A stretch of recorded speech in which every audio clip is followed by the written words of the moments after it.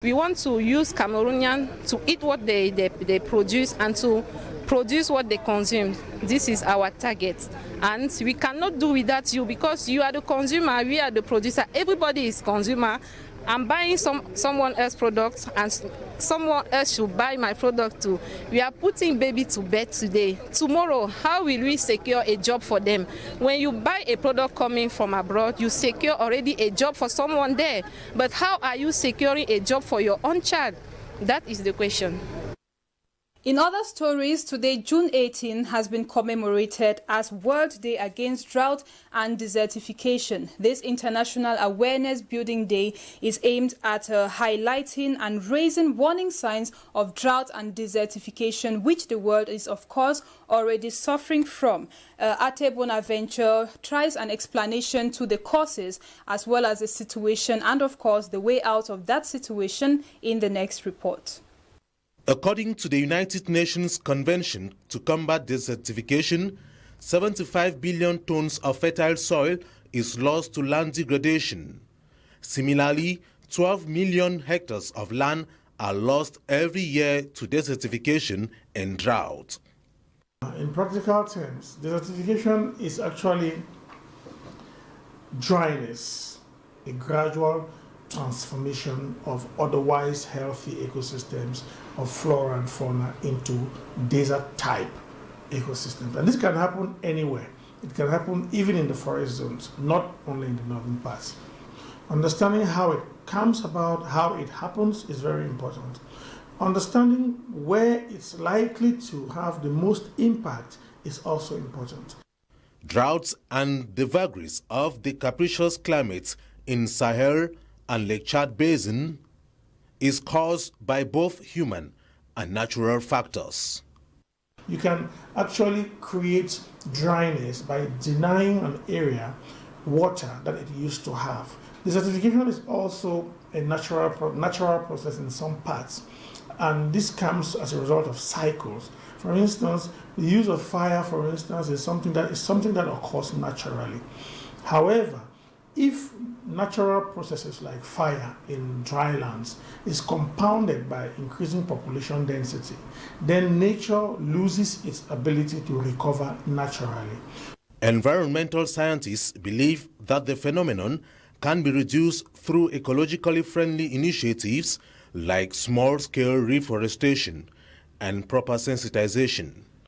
You can actually create dryness by denying an area water that it used to have. Desertification is also a natural process in some parts, and this comes as a result of cycles. For instance, the use of fire, for instance, is something that occurs naturally. However, if natural processes like fire in dry lands is compounded by increasing population density, then nature loses its ability to recover naturally. Goal number 15 of the UN Sustainable Development Goals suggests that countries should promote sustainable use of terrestrial ecosystems and sustainably manage forest resources so as to bar the way for desertification. In other stories, Cameroon's Minister of Public Health, Dr. Manauda Malachi, has recently visited the Kribi District Hospital, where he observed that there is a great lack in terms of technical and infrastructural aspects of this hospital. In this regard, he pledged to look into the situation for possible solutions. This is what Ekokobe Remy Carroll expatiates on in the next report. Dr. Manauda Malachi, Minister of Public Health, was recently in the town of Kribi. Passing by the district hospital of Kribi, was surprised with the state of the laboratory and that of the dental cabinet. Looking at the poor condition of the hospital, the minister promised to ensure the amelioration of the emergency center and get a scanner. Speaking in an interview, Dr. Manauda Malachi emphasized his will to ameliorate the hospital situation, so that the population will not have to go to Edea or DOUALA for treatment any longer. The director of the hospital seized the opportunity to express, among other wishes, that of making the Kribi District Hospital an annexed regional hospital. The staff was congratulated for their sacrifices in spite of the precarious situation of the health establishment. Still in health, but this time in the east region of Cameroon, a number of student nurses have exposed, or rather carried out, the defense program that is marking an important stage in the completion of their training program. Amongst the issues exposed were those related to neonatal cervical cancer, which is causing death in a Cameroonian society. Details of this with Vanessa Shuyong. 38 student nurses in Betua, East region of Cameroon, have presented the results of their research work to the public. After 3 years of studies, these students defended their thesis under a module known as Initiation to Research. They are supposed to go on the field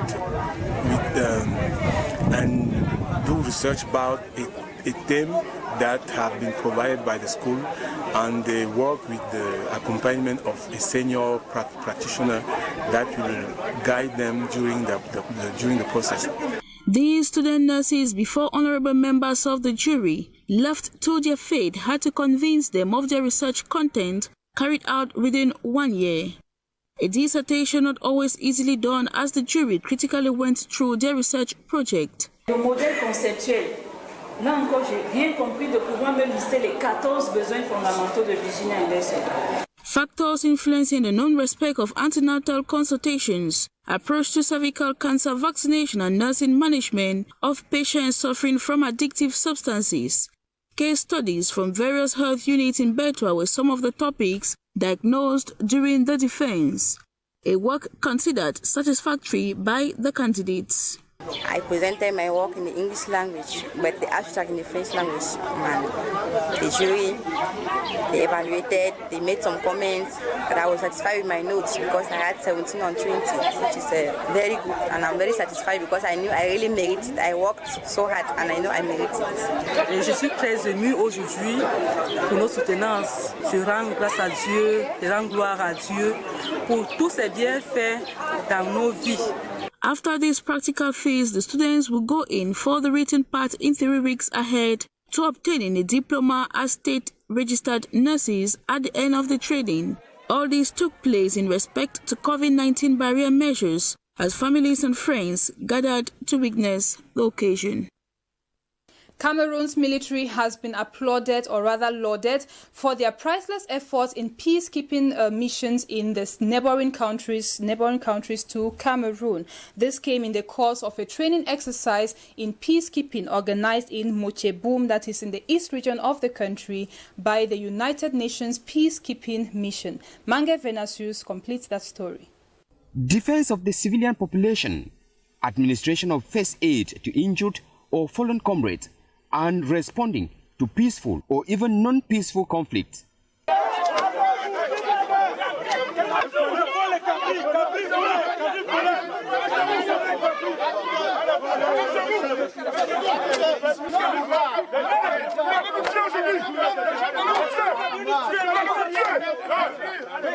These are some of the areas of military interventions in which defense forces in Mourning, Opanyung division of Cameroon's East region were trained in. The training was offered them by members of the United Nations Strategic Mission of Peacekeepers at the Military Pre-Deployment Training Center of the division. With peacekeeping at the center of the exercise, especially regarding the Cameroon Army's priceless contribution and role in the UN Integrated Stabilization Mission in Central African Republic, known as MINJEC'S, it was a golden opportunity for the element of the armed forces to revive their skills in what they vowed to serve the nation and protect its citizens. We recently went to MINJEC'S in March 2021, and we visited the Cameroonian battalion, and we saw the wonderful work that Cameroon is doing there, for bringing peace to the country. And we are here basically to discuss, the various issues that the battalion faces over there, how to strengthen peacekeeping, because, as I said, the soldiers are doing a wonderful job over there, and we want to assist them in bettering their performance for peacekeeping. Despite occasional shortcomings in the exercise of their role, the Cameroon Army nevertheless received praise and encouragement for what the UN peacekeepers term professionalism. We've interacted with the training school over here and we see the infrastructure that is coming up. I think it's a very, very positive step in the right direction. And we are really hopeful that in about 6 months, once the infrastructure does come up, as has been explained by Colonel Michael over here, I think your peacekeeping preparations will greatly strengthen. And we will really look forward to Cameroon really being, one of the shining stars, as I would say, in peacekeeping operations. So we wish you all the very best. After a practical phase of training in the field, officials of the country's armed forces benefited from an indoor session where they were later schooled on their role as defenders of the nation, but equally as peacekeepers. The Cameroon Association of Arab Blocs has undertaken actions to sensitize and raise awareness amongst Cameroonians on the existence and especially the practice of this sporting discipline still new to the Cameroonian people. The discipline is set to represent Cameroon in an upcoming competition in Russia, as highlighted or revealed in a press conference held yesterday here in the city of Douala. Once again, we have Mange Venasius on that story. The sports landscape in Cameroon has experienced an increase as a new discipline appears in the horizon. The Sport Association of Arab Blocs, which is just new in Cameroon, is to represent the International Federation. Although new in Cameroon, the discipline has an international dimension as it is the national representation of the International Federation of Arab Blocs. That was the aim of a press conference Thursday, the 17th of June 2021 in Douala, Cameroon, to explain to newsmen and women this new sporting discipline in the country. A discipline that will be meeting for an international competition in Russia from the 26th of July to August the 10th, 2021. We are here to talk to the pressmen and women about an important event that will take place in the city of Moscow in the month of July up till the month of August. And the economic aspect of it will be very, very important at a moment when Cameroon is highly in need of investors to actually transform the country into an emerging nation by 2035. Over and above being a sporting discipline in which Cameroon will be represented by 3 athletes, promoters say the benefit will go beyond sports. So we are not only going to Russia for sport events, but we are equally going there to come back with investors who will then help us transform our country. It is a discipline that has been in existence from the mid-70s, and finally an international federation was created in 1990, existing in different continental federations like the European, the Asian, the African and others, with the headquarters in Paris, France. It is a new federation pending official approval in Cameroon, although it will be representing the country. The Cameroon Association of Arab Blocs is presently being headed by Tria Swebo Lebo, who is at the same time representative of the African Federation of Arab Blocs in Cameroon.